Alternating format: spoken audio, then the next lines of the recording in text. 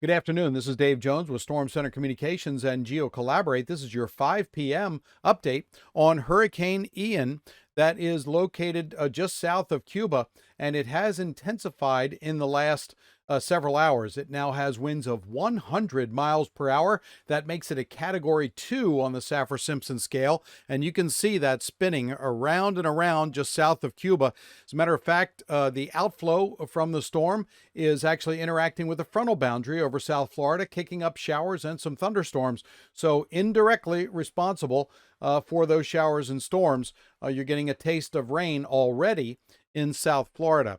This is the way it looks like from the wide view from the GOES satellite, the NOAA GOES satellite. And I do want to remind everybody this is an update for the Sensitive Information Sharing Environment for the Fleet Response Working Group, part of the All Hazards Consortium. We're doing this, populating the GeoCollaborate dashboard with these video updates and interactive information that people can click on and get information back about the hurricane and the status of local states of emergency and waivers and declarations that have been issued. We're in phase one. Phase one is preparedness.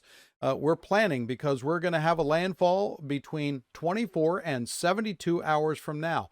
That's what's been put together in the SICE playbook, and that's what we're following with this particular update. I do want to show you some interesting things that have come in to us this afternoon. This is from the International Space Station.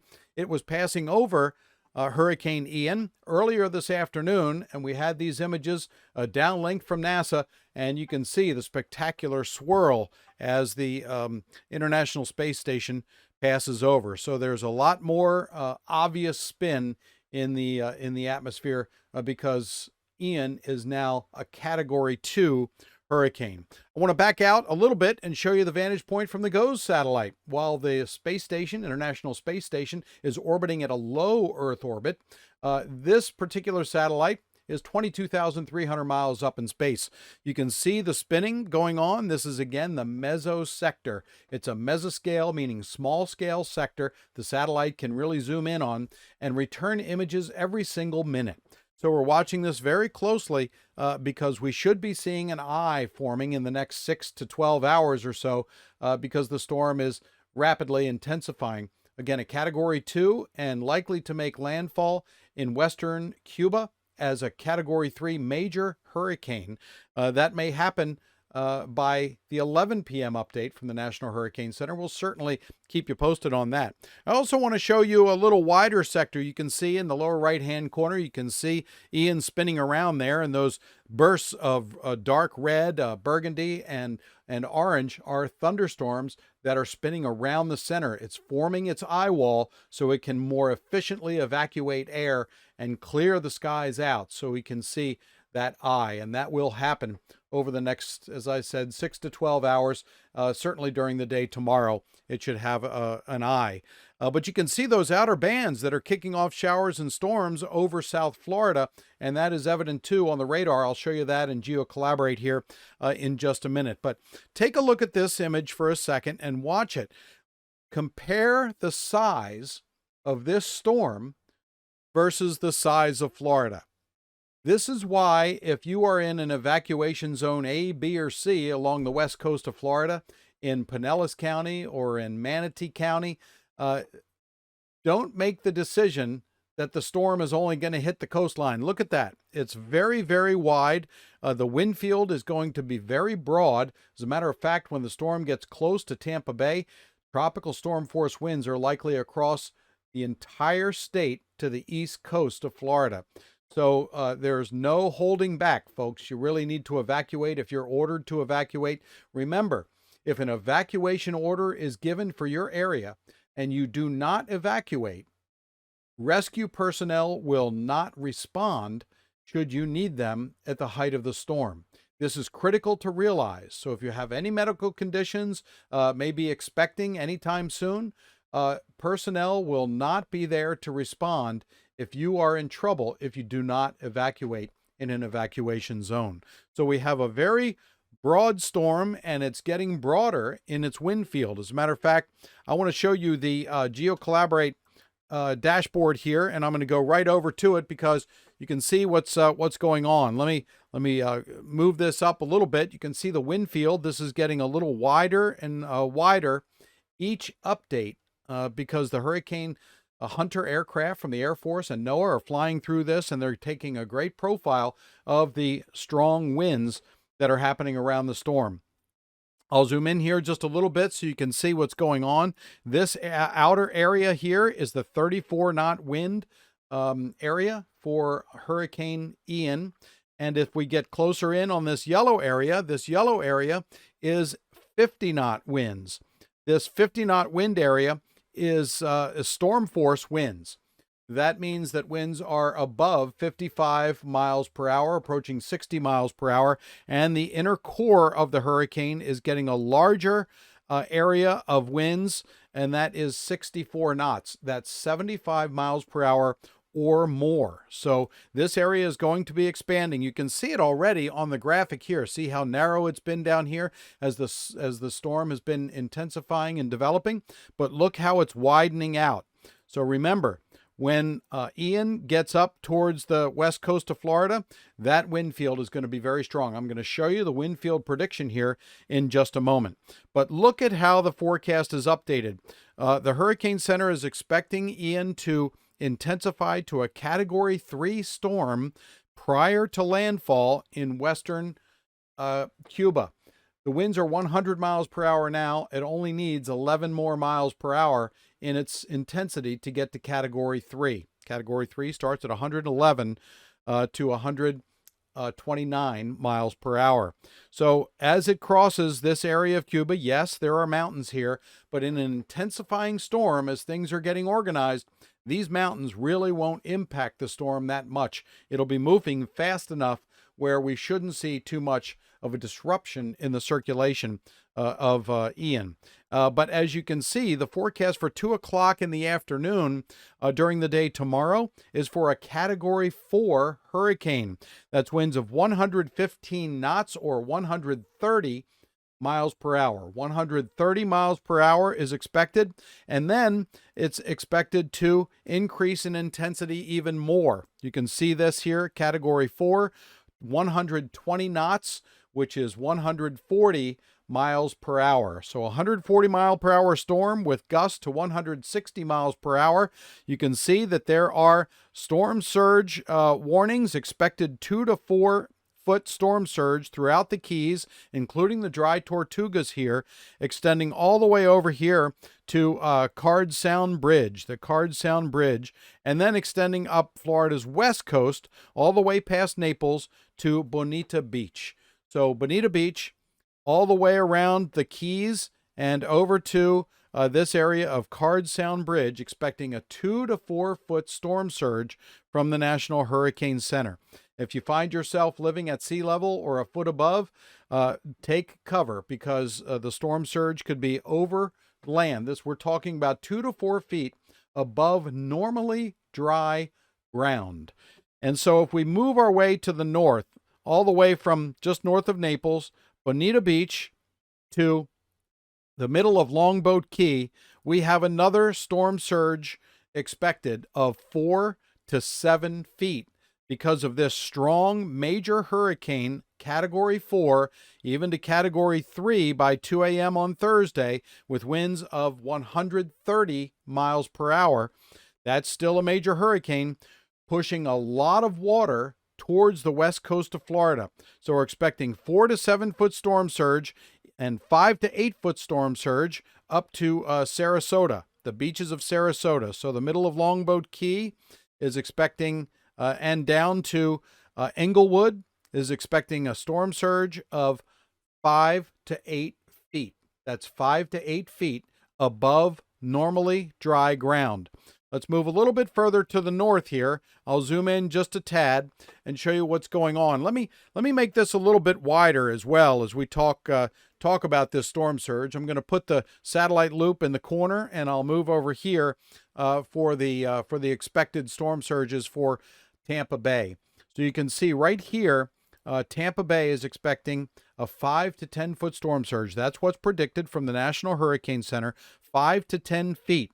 Anything above 6 feet will inundate parts of every bridge going across Tampa Bay. So we do expect inundation of the causeways and some of the bridges that are that are crossing Tampa Bay. Remember that if you think that you're going to cross a bridge when it gets bad, the storm surge could close those roads. You won't be able to get out. And that 5 to 10 foot storm surge could be quite persistent. Why? Notice this. This is what I'm talking about. This particular part of the storm right here is at 2 p.m. Wednesday. By 2 p.m. Thursday, 24 hours later, we have a forecast of a Category 1 hurricane that still has Category 4 or 3 storm surge, still right off the Clearwater beach. And it's only about 5 miles off the beach. So the eye wall of this storm is likely to impact from Sarasota all the way north through St. Petersburg into Tampa Bay, up to Clearwater, and a little bit further inland. We're talking a very broad eye as the storm gets close to the coast, so we're talking perhaps devastating consequences.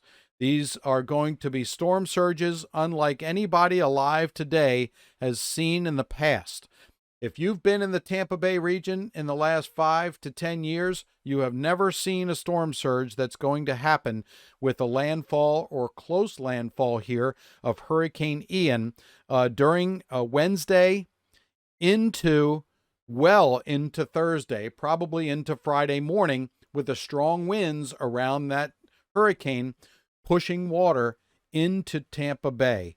Also, those of you in Port Charlotte or in that area there just north of Naples, if you're in Punta Gorda, 4 to 7 foot storm surge will inundate many homes that are built out on those narrow spits, if you will. Remember Hurricane Charlie and the storm surge that happened in Punta Gorda? That Charlie was a small, compact storm. Ian is a large storm with a very large wind field. Matter of fact, I'm going to go just a little bit further to the north here, and we have storm surge expected all along the Big Bend area of Florida of 2 to 4 feet. That's 2 to 4 feet from the Suwannee River all the way up to the Ocilla River. That's 2 to 4 feet expected. And over to the west a little bit further, Indian Pass to the Ocilla River, 1 to 3 feet of storm surge is expected with Hurricane Ian. Now, of high interest here, look at this. Because of the large circulation around Ian, there is a storm surge expected from Flagler, Volusia County line to the Altamaha Sound. 2 to 4 feet of storm surge is expected there, where we could also have storm surge through Jacksonville. You remember what happened with Ida that made its way up through central Florida, and the storm surge came into the Jacksonville River and caused quite a bit of flooding. So I'm going to zoom here just a little bit. This is Mill Cove, all here through the St. Johns River through Jacksonville. There could be quite a bit of storm surge that happens through Jacksonville. And again, that's 2 to 4 feet of storm surge that could happen during the passage of Ian. So you have to watch this very closely. We'll be keeping you updated as well. And I want to show you the entire path here that Ian is expected to take. This is the 5 p.m. advisory from the Hurricane Center. It's coming a little bit closer now in this forecast, dangerously close, actually catastrophically close to Sarasota and Tampa Bay. With a Category 3 storm with such strong winds pushing all this water into Tampa Bay, there's going to be a lot of overflow, 5 to 10 feet of overflow that's expected. And so we're looking right now at a very serious situation along the central western Gulf Coast of Florida. Those of you down in the Keys, all the way up to Tampa, all the way around to Big Bend, will see storm surge out of this storm that's developing. It's developing into a major hurricane and should be that by later tonight or early in the morning tomorrow as it makes landfall in the western tip of Cuba. So I want to turn on another data set for you to see, and that is the tropical storm wind probabilities. So these are the latest tropical storm wind probabilities. I'll turn off the latest track here for the hurricane, and let me just find this here down. Whoops, I'll go here a little bit. The surge and the active storms. There we go. So I'll turn the active storms off. And let me just find that switch real quick. Storm surge predictions, active storms. There we go. So I just turned that one off, and I want to zoom in to this area. Look at this. This is now updated, not just a 5 to 10 foot storm surge, but we're looking at a greater than 90% chance, that Tampa Bay is going to experience tropical storm force winds. That's tropical storm of 39 miles per hour to 74 miles per hour. This area is under extreme threat, and officials have announced mandatory evacuations. You can see that in the crawl right at the bottom of the screen here, where mandatory evacuations have been ordered. So please heed the officials' warnings to get out there, because they will not respond if you need their help.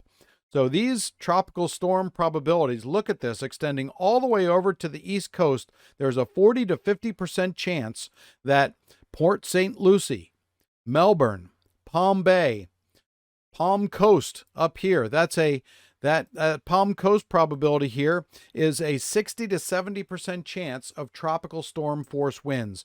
So there's a high probability that the majority of Florida will see tropical storm force winds. That means a lot of power outages.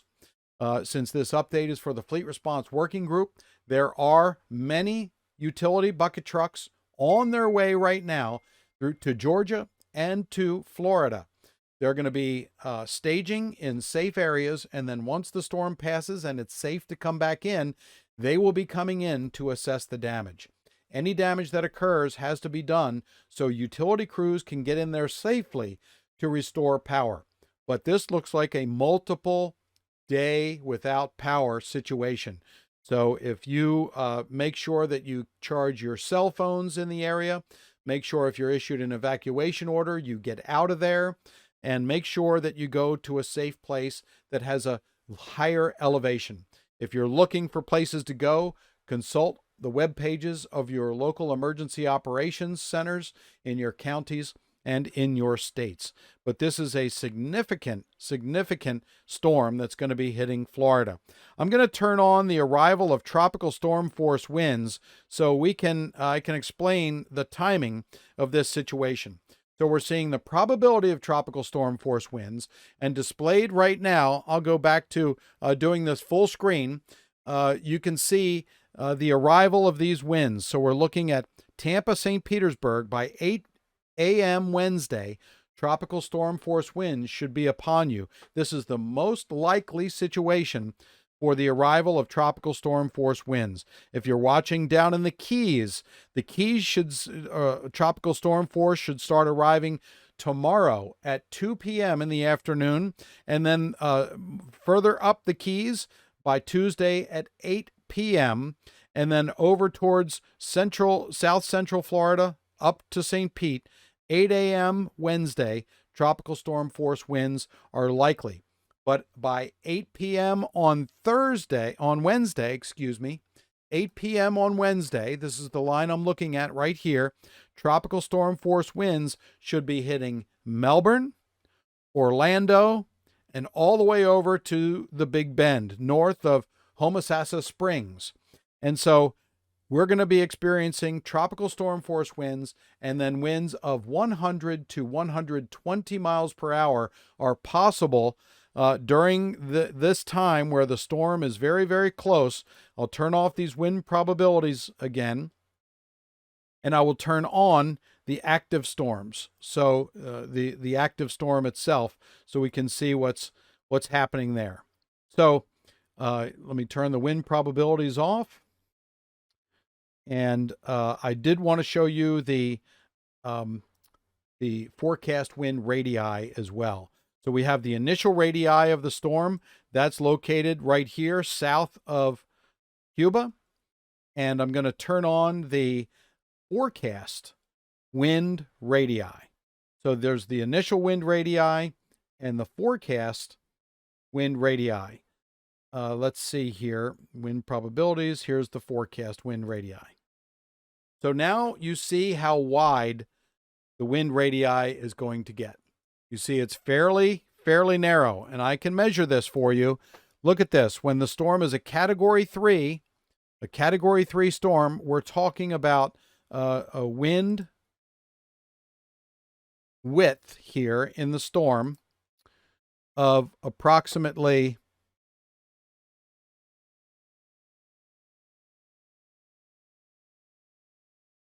tropical storm force wind width of 327 miles. That's 327 miles. That goes across the entire state of Florida. If the storm jogs a tad bit to the east, then those strong hurricane force winds are going to come in even more. Let me just do one more measurement here, and that is when we have a Category 3 storm, the hurricane force winds, or 50-knot winds, are going to extend 161 miles across. 161 miles. So we're going to see winds of 64 miles per hour and higher. That's to hurricane force to 75 miles per hour in this swath of wind right here. And so the hurricane force winds that hit the coastline could be at 100 miles per hour or more, and they will extend well inland. So make sure your hurricane shutters are down if you're evacuating. If you are staying, emergency response personnel will not respond, so you must put your hurricane shutters down to make maximum protection or seek shelter in a local shelter. Nobody can make you leave, but if you decide not to leave, you're taking your life into your own hands in these areas. So we will keep you posted throughout the evening. I will do perhaps another update after the 11 o'clock advisory tonight, or do one after the 11 a.m. advisory tomorrow morning. We'll take that as it comes, based on the track changes of the storm and the intensity changes of the storm. And I did want to show you the radar. This is the rainfall that's falling already in South Florida. You can see the storm already to the south, still has not impacted Cuba directly with its eye wall yet, but the rain is extending well to the north because of an interaction with the trough of low pressure. So you can see, I'll zoom in here, and you can see the rainfall that's falling already through South Florida, Miami, Pompano Beach, Boca Raton, Coral Springs, all the way over on the west coast to Cape Coral. These rain bands are indirectly associated with Hurricane Ian. There's convergence going on with the trough of low pressure, but you can see they are moving to the north and to the northwest around this broad circulation around Ian. So expect rain between now and South Florida and Wednesday morning to perhaps even Thursday morning as the storm slows down and brings around moisture around its center. So this is going to be a very wet period. Rainfall totals in Florida could exceed 15 inches of rain in the central part of the state, with some areas seeing more than 20 inches of rain as well. That's going to affect all sorts of things in Florida because there are a lot of canals throughout the state, and there are a lot of water districts within the state of Florida that are responsible for keeping flooding from happening. But when you have this intense rainfall, there's no way you can keep that flooding from happening. So again, if you're issued an evacuation order, please do so and take heed of the local officials' warnings to get out of harm's way. So here's what's going to happen with the storm when it reaches Georgia. There's going to be a lot of shear in the environment that's going to tear the storm apart from a tropical storm, tropical perspective. So what does that mean? It just means that the winds will die down fairly quickly after it makes landfall in Florida. It's forecast to be a tropical storm when it's around northern Florida. Remember, it's still going to have a broad radius, still going to have winds of 30, 40, 50, 60 miles per hour in southern Georgia. But we're going to have rainfall, and that rainfall is going to extend from Atlanta, and I will bring that in here a little further, from 2.5 inches roughly in Atlanta, all the way down to inside of Atlanta to 3 inches there, and even higher in the southeast part of Georgia. So what we're talking about here is a 7-inch contour in southeast Georgia. That 7-inch contour will be along the Savannah area and southeast Georgia. However, stronger thunderstorms and heavier rain could make the rainfall anywhere from 3 to 7 inches of rain in central and southeastern Georgia. That does mean significant flooding could happen anywhere there are low-lying areas or streams. If you live in a low-lying area in southeast and southern and perhaps even central Georgia, you need to think about whether or not flooding is possible. If that area floods a lot and you're familiar with it, then prepare for a place to go before the heavy rains onset. So that way you can be in a safe location. So we're looking at significant rain all the way up the coast from South Carolina to North Carolina to Virginia, and even Maryland's lower eastern shore could see rainfall totals of anywhere from 3 to 5 inches of rain as the week goes on and the weekend goes on. So this is up till early next week, up to Monday. We could see this rain extend all the way up the coastline because of merging with the trough of low pressure. So we're going to see a significant rain event from Florida all the way up the coast to southeast Maryland, southern Delaware. And for those of you in Georgia, expect intense rainfall and perhaps rainfall totals of 3 to 7 inches. Pay attention to your local weather forecast office, your local favorite broadcast meteorologist. They will keep you updated, and we will certainly keep you updated here through the Sensitive Information Sharing Environment and the Fleet Response Working Group. I'm Dave Jones with Storm Center Communications and GeoCollaborate, and we'll talk to you again soon.